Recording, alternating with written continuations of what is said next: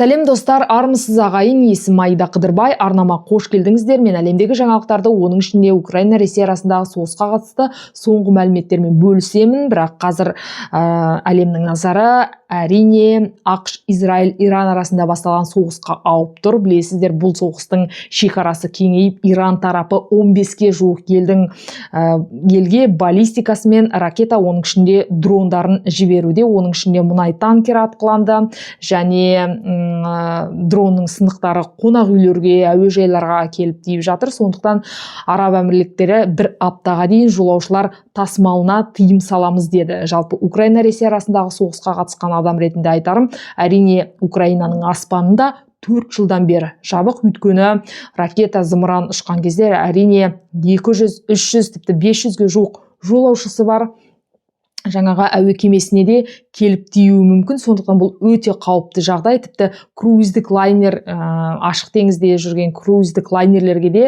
осы Иранның баллистикасы, Иранның дрондары келіп тисе, оның ішінде отырған 3000-6000 адамға да әрине өмірі өте қауіпті жағдайға көшеді. Демек, бұл соғыс Трамп, Мадураны мысалы 4 арнайы операцияны Венесуэланың президентін үйінен алып тұрып арнайы операция жүргізген кезде ол 4 күнге созылған. Ал Ирандағы операцияны біз 5-6 айға дейін жалғасуы мүмкін деді. 5-6, бірақ Трамп уақыт кеңістігінде өте қатты, мысалы Украина соғысына Украина мен Ресей арасындағы соғысы кезінде де біз бұл соғысты 12 тәулікте тоқтатамыз деді, одан кейін 1 ай деді, одан кейін 3 ай деді. Бірақ енді Украина Ресей арасындағы соғыс әлі күнге дейін тоқтаған жоқ және оны Трамп тоқтатуға қауқары жеткен жоқ. Дей тұрғанмен Иранға қарсы соғысты Израильмен бірігіп Трамптың бастап кетуіне қандай мәліметтер ашуына тиген, енді дәл қазір көптеген әлемдік бақтары жазып жатыр. Оның ішінде Иран ядролық бағдарламасын жасаудан бас тартқан жоқ деді және Иран мен Израиль арасындағы 12 күндік соғыста Иранның ядролық қаруы бар аймақты көзін жойдық деген мәліметтер тарады. Дей тұрғанмен ары қарай да Иран осы ядролық қаруды жасауға мүмкіншілік беретін бағдарламасынан бас тарта ма, тартпай ма, осы жөнінде екі жақты келісім өтті Женевада, бірақ келісім бір-бірімен тараптар айқайлап қоштасқан екен, сондықтан нәтиже берген жоқ. Осындай шешім әсіресе Израильдің барлау қызметі 40 адамның басы қосылған кезде, оның ішінде Аятолла бар, Хеменей, соның басы қосылған кезде осы жарып жібергені мәлім. Дей тұрғанмен де қазір Иран өзінің бас көсемінен айырылса да 15 елге дейін әсіресе араб елдеріне баллистика мен дрондарын атқылауын әлі тоқтаған жоқ. Дей тұрғанмен де Иранның аспанында қазір тыныш емес, әсіресе Тегеранға Израильдің де ақштың да дрондары тәулік сайын келіп тиіп жатыр және Иранның қауіпсіздік кеңесінің хатшысы Әли Лариджани осылай деп мәлімдеме жасады. Иран ұзақ мерзімді соғысқа дайын. Бұл тұрғыда біздің дайындық ақштан өзгеше. Соңғы 300 жылдың ішінде Иран ешқашан соғысты бірінші болып бастаған емес. Біздің батыл қарулы күштеріміз қорғаныстан басқа мақсатта шабуыл жасаған емес. Яғни біз ешкімге қарсы бірінші соғысты бастаған емеспіз. Біріккен ұлттар ұйымының кеңесінде де Иран тарапы осылай деп мәлімдеді. Бірақ енді қарап отырсаң, бұл сөздің де жаны бар. Иран ешкімге соқтықпай жатқан ел болғандықтан Израиль мен ақш Иранға қарсы осындай соғысты бастап жіберді. Бірақ ядролық қаруы бар. Бұл ел әлемге өте қауіпті деген нысанда. Осындай ең негізгі соғысты бастау үшін осындай месседж мәлім болған еді. Бірақ біздің әріптестеріміз, әсіресе қазақ әріптестеріміз, кішкентай Иран 15 елдің сатқын 15 елге төтеп беріп жатыр деп жазған екен. Иран кішкентай емес. Иранда 90 миллионға жуық халқы бар. Израильден 75 есе үлкен ел, өте алып ел. Сондықтан оны кішкентай деп, және оны қаһармандық эпосқа батырлары сияқты күресіп жатыр деп жазудың еш қисыны жоқ. Өйткені режим 50 жылға жуық өзінің халқын қанап келген ел, көтеріліс кезінде де тырп етпей бір жетінің ішінде, енді бұл бейресми мәлімет бойынша 50 мыңға жуық, ресми мәлімет бойынша 10 мыңға жуық халық осы көтеріліске шыққан халық осылай билік тарапынан қырып тасталғаны мәлім. Дей тұрғанмен де қазір Иран әлі күнге дейін біз әлі де соғысты жалғастыра береміз деп мәлімдеді, бірақ Тегеранның қазір жағдайы өте қиын, өйткені аспанның кеңістігін, Иранның аспанындағы кеңістігін Израиль толық бақылауына алған сыңайлы, өйткені қару ПВО, яғни Украинаның қашанда Европадан болсын, Америкадан болсын 4 жыл бойы жалынып сұрап келе жатқан қаруы ол ПВО. ПВО дегеніміз кәдімгі баллистиканы, дронды қағып алатын осындай үлкен құрал, үлкен қауіпсіздік құралы деп айтуға болады. Бірақ ол өте қымбат тұрады, оны Украина бұрын өндірген жоқ. Сондықтан бұл ПВО әрине Израильде өте қатты бар. Сондықтан ол жетіспес есе кішкентай болып отырса да, Ираннан өзінің халқын барынша қорғап келеді. Ол железный купол деген бар Израильде.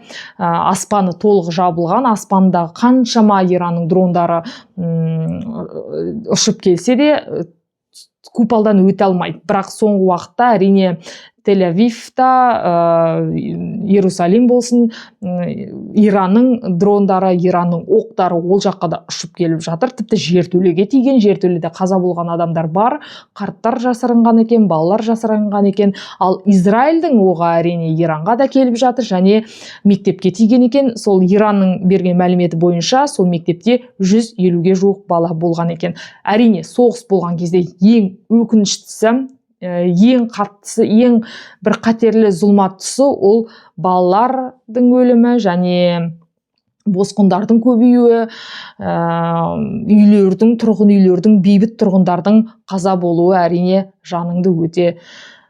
жанға өте батады. Украинада да мен көрген ең ауыр картина ол осы қарапайым азаматтардың жапа шеккені.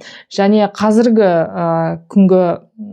қазіргі мәлімет бойынша Ираннан Әзербайжан жаққа ауа көшкен босқындардың көші байқалады. Өйткені бұл соғыс 1 айдан артық созылатын болса, Иран тарапынан Әзербайжан жеріне 10 миллионға жуық босқын көшуі мүмкін деген осындай болжам бар. Және көріп отырсыздар, Иран тарапы да бас тартатын түрі жоқ. Бірнеше ақштың қаруын көзін жойдық деп мәлімдеді. Және ақштың ең бір мықты қаруы Линкольннің көзін жойдық деп мәлімдеді. Жалпы Иран тарапына әлемдік бақ бірден сене қалмайды, өйткені олар орыстар сияқты өтірікті зу етіп айтуы мүмкін. Өйткені Ресей тарапы да үнемі біз Украинаның осынша қаруын жойдық, біз Украинаның мына жерін басып алып жатырмыз.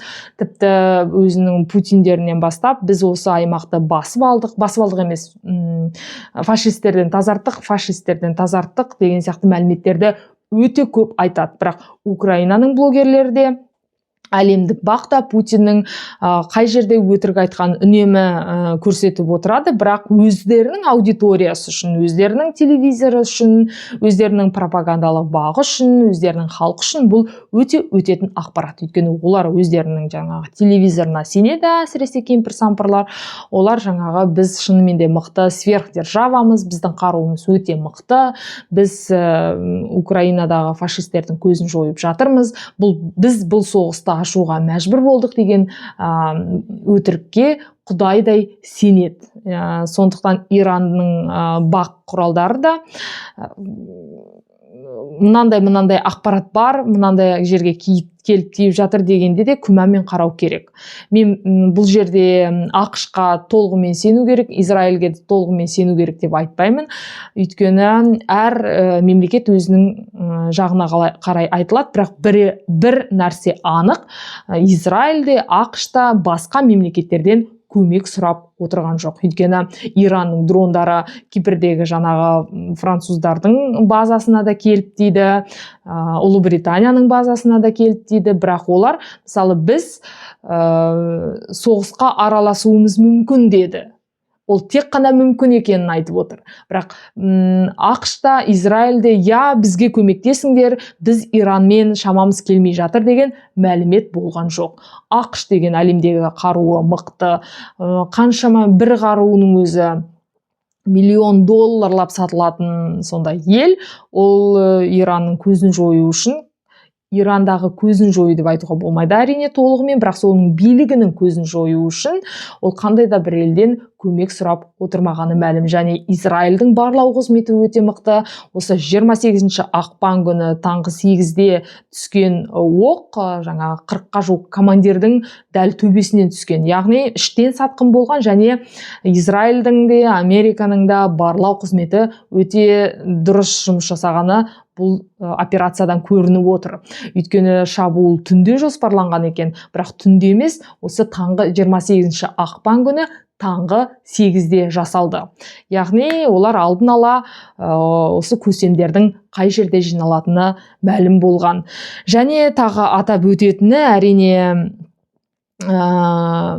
Зеленский бұл тұрғыда біз осы Иранның дрондарынан қорғану үшін Украина өзінің тәжірибесімен бөлісе алады деп мәлімдеді. Жалпы 1 наурыз күні Зеленский өзінің халқына арнап жалпы үндеу жасаған еді. Үндеудің ішінде осы қыстан аман шыққандарына, жаңағы армиясына, өзінің әскеріне разышылығын білдірді, ризалығын білдірді.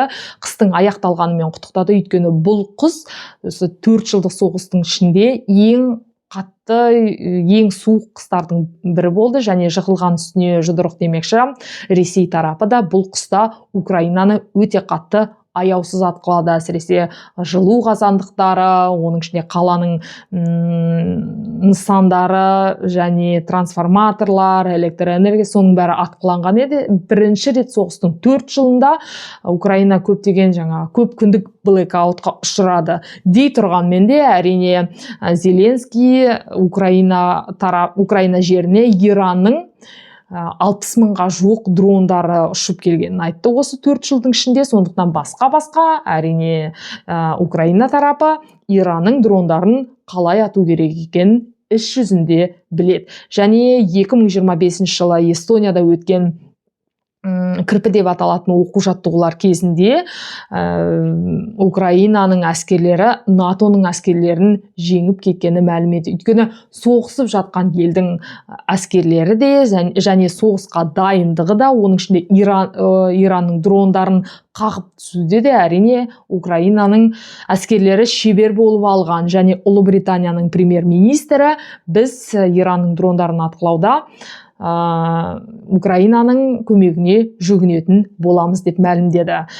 Жағдай қазір осылай өте қауіпті деңгейге көшуі мүмкін. Не болмаса Израиль мен ақш Иранның басты көсемдерін, оның ішінде қауіпсіздікке жауап беретін құрылымдарын төбеден атып, бұл соғысты жылдам аяқтауға бәлкім осындай жағдайда болуы да мүмкін. Өйткені қазір екі тараптың оқтары төбеден де және өте төмен деңгейден де атқыланып жатыр, әсіресе Тегеран.